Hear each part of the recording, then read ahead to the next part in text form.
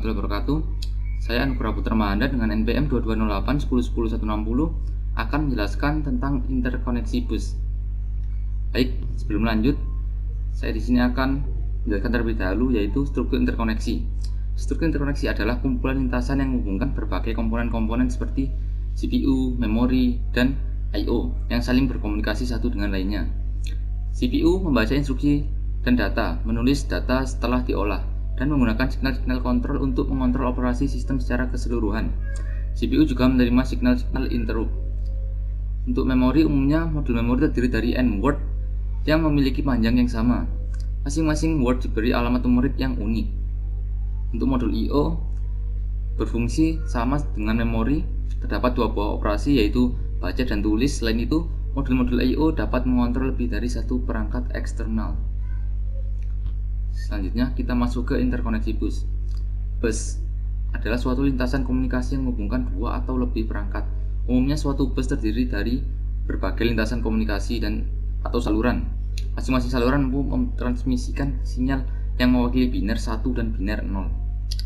Jadi, interkoneksi bus adalah bagian dari sistem komputer yang berfungsi untuk menghubungkan antar perangkat utama pada komputer guna memindahkan data antar bagian-bagian dalam sistem komputer.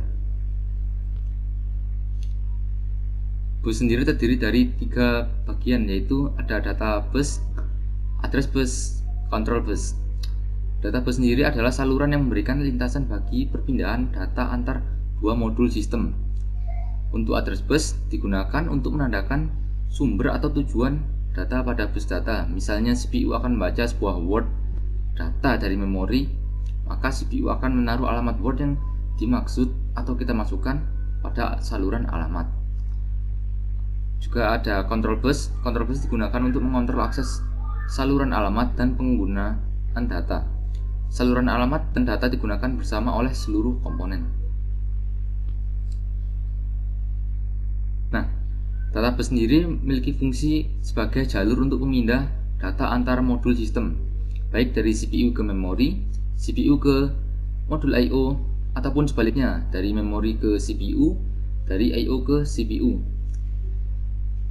Selanjutnya memiliki 32, 64, 128 atau lebih jalur yang terpisah.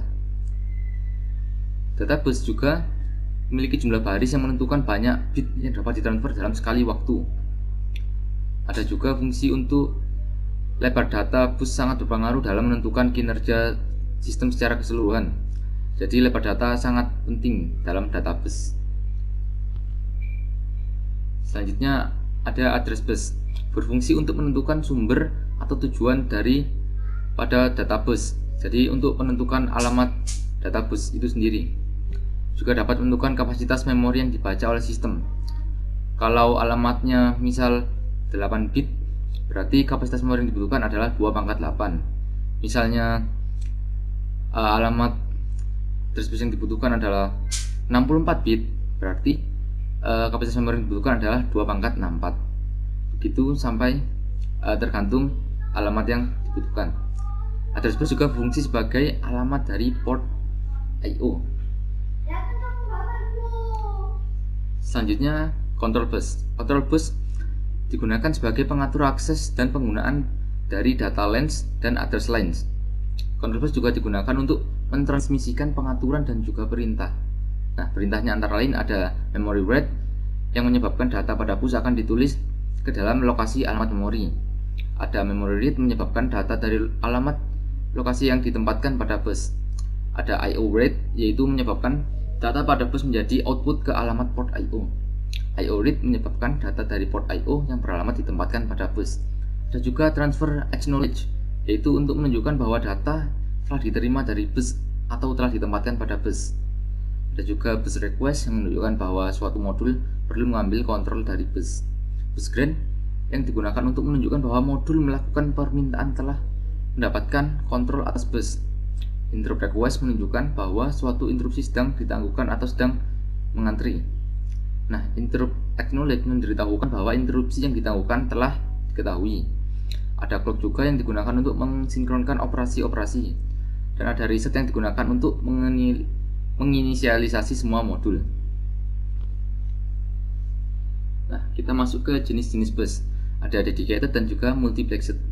Untuk dedicated sendiri penggunaan alamat terpisah dan jalur data, jadi satu jalur hanya untuk satu fungsi. Keuntungannya yaitu throughput yang tinggi karena kemacetan lalu lintas yang kecil, kerugiannya meningkatnya ukuran dan biaya sistem karena ya satu jalur untuk satu fungsi.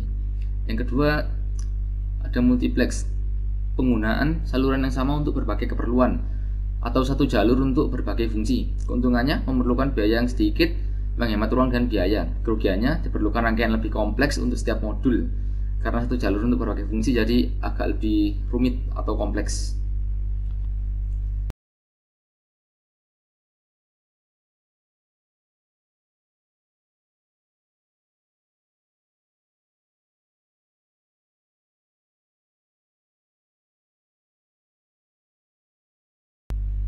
Nah, selanjutnya ada contoh-contoh bus.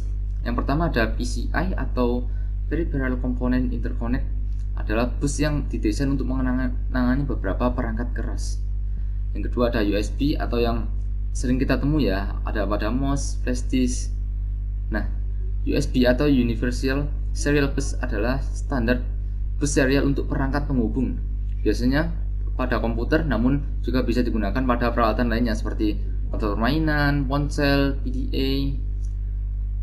Yang ketiga ada ESA atau Industry Standard Architecture, adalah sebuah arsitektur bus dengan bus data selebar 8 bit yang diperkenalkan dalam IBM IC 5150 pada tanggal 12 Agustus 1981 di Florida. Yang keempat ada Firewire. Firewire diklaim sebagai saluran pengantar data yang paling cepat dan paling stabil di antara saluran yang lain seperti USB. Nah, mungkin itu saja penjelasan dari saya, kurang lebihnya mohon maaf. Wassalamualaikum warahmatullahi wabarakatuh.